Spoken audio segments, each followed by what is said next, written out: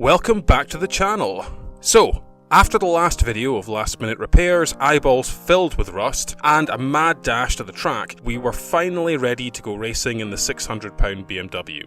The Czech Republic has a couple of really low budget events that are run at a track about an hour north of Prague called Autodrom Most. The one we were entering was simply called the 4 Hours of Most. It's basically a beginner's endurance race for road cars that have not been heavily modified, so most of the other cars on the track were relatively standard considering it was a race. When we went through tech inspection, the organisers were more interested to see what we had done to the engine and suspension than any safety stuff, so I got the feeling that they just wanted to make sure that everyone was on an even-ish playing field, or at least not trying to cheat to get into the lower class. There were only two classes, above 110 kilowatts per tonne and below 110 kilowatts per tonne, which is about 147.5 horsepower, so we were in the lower class, sitting at around 100 kilowatts per tonne. To be fair, most vehicles that showed up were in the lower class, so it was a bit of a relief since there was a chance that we could have been on the same track as mostly 500 horsepower beasts just constantly blasting past us lap after lap. So after we tucked in our certified race car on Saturday night, we had a quick spy on some of the other pit boxes to see what the competition was. Since everything was closed off, we could only see a 90s Civic on one side and a Fiesta ST150 on the other, so they were safely in the same sort of performance range as us, but we had to wait until the following morning to see what else was running. The Sunday morning started with the driver's briefing, where we were generously provided an English translator, but the rules were pretty standard for anyone who had visited a racetrack before. This was the first time participating on a legitimate racetrack, so it was kind of cool being in a room for driver's briefings rather than just some guy in a car park shouting not to be a dick and crash into each other. There was a 1 hour practice session immediately after the driver's briefing, which we had to waste part of trying to get the rear top mounts fixed and give the car a quick shakedown. Out of the 4 drivers, I went first and the car was running and driving great except for a noise coming from the rear left corner. I don't know if I like that noise. I don't really like it.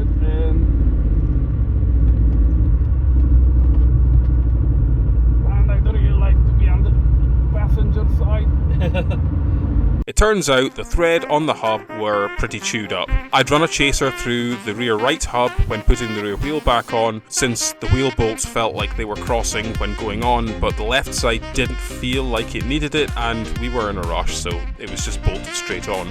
Once those bolts were torqued in properly, the car was trouble-free. So next up was qualifying, and we tactically decided to just log 1 lap so we would start at the back of the grid. Plus, we didn't want to drive hard until everyone had got some seat time racing, so we wanted to save the car until the actual race itself. We lined up with the rest of the grid for pictures to take a walk down to see what else we were actually up against. There were only 2 other cars that looked as rough as ours, but apart from a Caterham and a couple brand new Hyundai i30N hot hatches, which I think were the track's race rentals, all the other cars looked competitive to ours. Once we got moving, the first 2 things that became instantly obvious was that the suspension and tyres were garbage. The bespoke max peding rods, Chinese special coilovers, were almost as good as standard suspension at the front, but the rears were super soft, which was pretty evident even watching from the sidelines. None of the other cars had anywhere near as much body roll as us. Plus, however much I like how standard BMW seats hug you, they are for road use, so a cheap single-piece bucket seat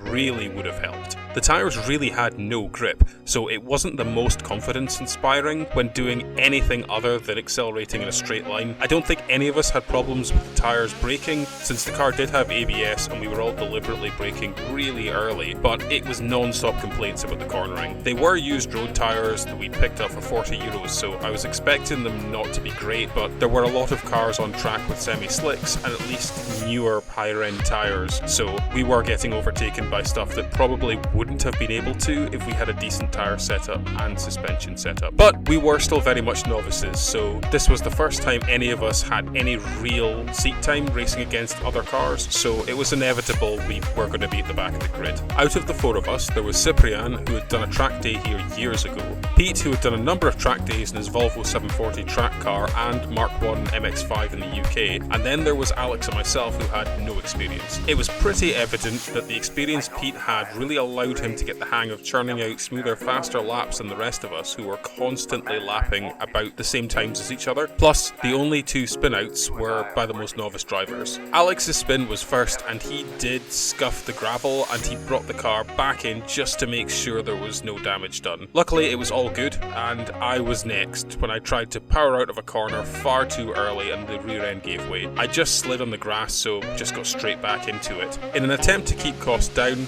I did a bit of research and asking track day buddies about what sort of brake setups they run. Generally, for track days, I was told good brake fluid, race brake pads, and cheapo brake discs would do it. We did look into braided brake lines, but they never arrived in time, and the experience on the track was the pedal feel was a little more squishy, but the standard lines held up well. The main issue was the discs started to warp by the 4th hour. They were absolutely useless. The pads were really good, and so was the fluid, but you can see from the shutter in the camera that the discs just absolutely were the weakest part. After the race was over, the front pads had maybe 10% life left, but the rear still had a good bit of life left in them, so anything more than 4 hours would require better pads than EBC yellow stuff, or the fronts would need to be changed during a pit stop. The brake fluid was pretty great, so I'd happily stick with the Motul 600 in the future for a sub 200 brake horsepower car of this weight. Our quick fix differential bush reinforcement turned out to be a bit of a fail, since the diff got hot enough to just melt it all. It didn't really matter too much because the parts we did replace kept the rear end feeling solid enough that any looseness was covered up by the awful rear shocks and springs. In the end, we ended up coming 20th out of 25, which I'm not complaining at, since I think it was impressive the car even finished without any real problems. There was a guy in a Caterham that was lapping 10 seconds quicker than the guy in second place, but in the second hour his engine exploded, so in endurance racing consistency is often the key to victory, and however much I would love a Caterham, British made cars are always a fast track to failure.